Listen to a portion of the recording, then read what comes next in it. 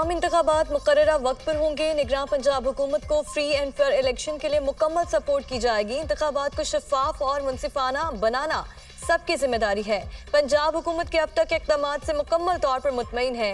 वज़ीर आला पंजाब के ऑफिस में इजलास के दौरान चीफ इलेक्शन कमिश्नर के रिमार्क्स शफाफ इंतखाबात के इनेकाद में अपना किरदार अदा करने के लिए तैयार हैं। ECP की हिदायत पर मुकम्मल अमल किया जाएगा। निगरान वज़ीर आला पंजाब मोहसिन नकवी।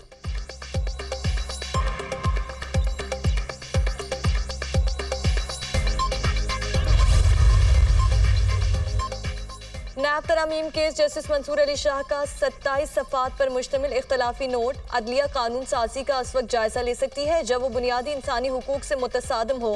कानून साजों के मुफाद को सामने रखकर कानून साजी जांचना पार्लियामेंट और जमहूरियत को नीचा दिखाने के मुतरादिफ है।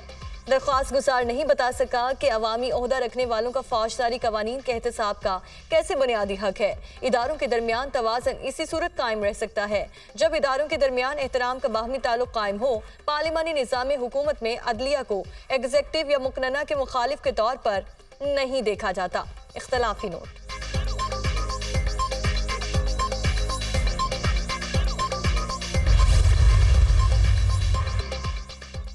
ऑडियो लीक्स केस की समाअत। पहले आप ये बताएं कि फ़ोन रिकॉर्डिंग की जा सकती है। अगर किसी को फ़ोन रिकॉर्डिंग की इजाज़त है तो वो इजाज़त किसने किसको दी? वज़ीर आज़म हाउस, वज़ीर आज़म, इसके ख़ानदान और चीफ जस्टिस के ख़ानदान की ऑडियोज़ लीक हुई। ऑडियोज़ पर जो कमीशन बना उसके TORs में था ही नहीं कि ऑडियो रिकॉर्ड कौन करता है। आप वज़ीर आज़म से सिफारिशात लेकर अदालत में जमा करवाएं, फिर देखेंगे आगे कैसे चलना है। केस की समाअत के दौरान जस्टिस बाबर सत्तार के रिमार्क।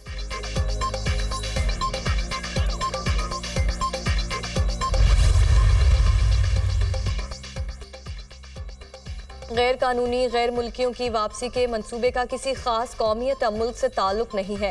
मंसूबे का इत्तलाक गैर कानूनी तौर पर मुकीम तमाम गैर मुल्कियों पर होता है। इनखला का फैसला पाकिस्तान के मकामी कवानीन, आलमी इक़दार और उसूलों के तहत किया गया। रजिस्टर्ड गैर मुल्कियों पर मंसूबे का इत्तलाक नहीं होगा। पाकिस्तान ने अफगान भाइयों की 40 साल तक मेज़बानी की।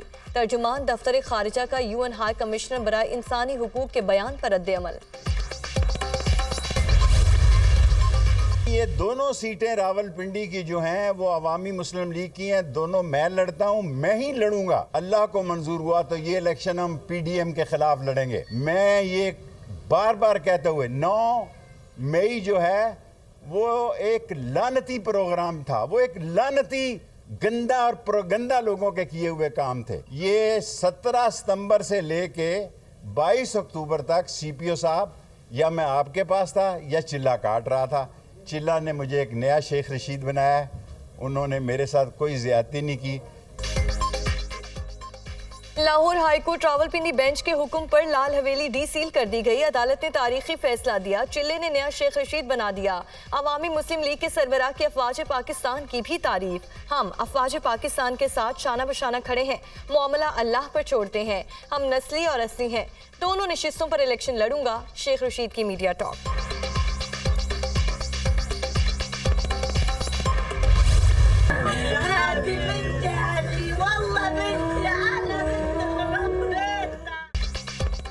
गजा में इसराइली जारहियत इंसानियत लरस उठी। हर तरफ लाशों और मलबे के ढेर। इसराइल के ज़मीनी, फ़ज़ाई और बहरी हमलों में तेज़ी।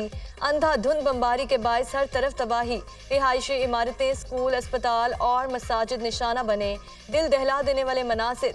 बेबस ख़वातीन और बच्चों की चीखों पुकार। इसराइली बमबारी से शहीद फ़लस्तीनियों की तादाद 9,000 से ज़ायद हो गई। 3600 से ज़ायद बच्चे, 1800 से ज़ायद ख़वातीन शामिल। 22,000 से ज़ायद फ़लस्तीनी ज़ख्मी हो गए।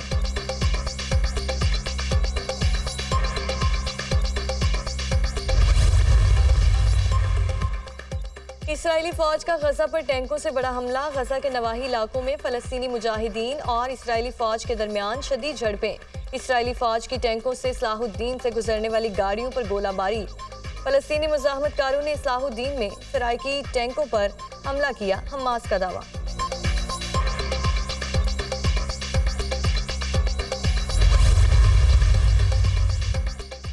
मौलाना तारिक जमील के बेटे आसिम जमील का इंतकाल लाश वर्सा के हवाले। लवाहिकीन की ख्वाहिश पर पोस्टमार्टम नहीं करवाया गया।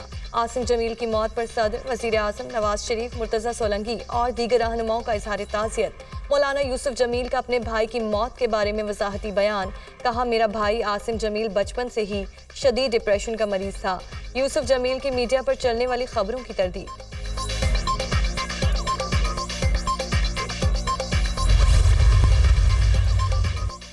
और डेडलाइन खत्म होने के बाद गैर कानूनी तौर पर मुकीम गैर मुल्कियों के खिलाफ भरपूर ऑपरेशन होगा। डेडलाइन में तौसी नहीं की जाएगी। गैर मुल्कियों के इनकला में 2 से 3 माह लगेंगे। कई हजार गैर मुल्की पनाह गुज़ीन रज़ाकाराना तौर पर वापस जा चुके। वज़ीर दाखिला सरफराज बुगटी का बयान।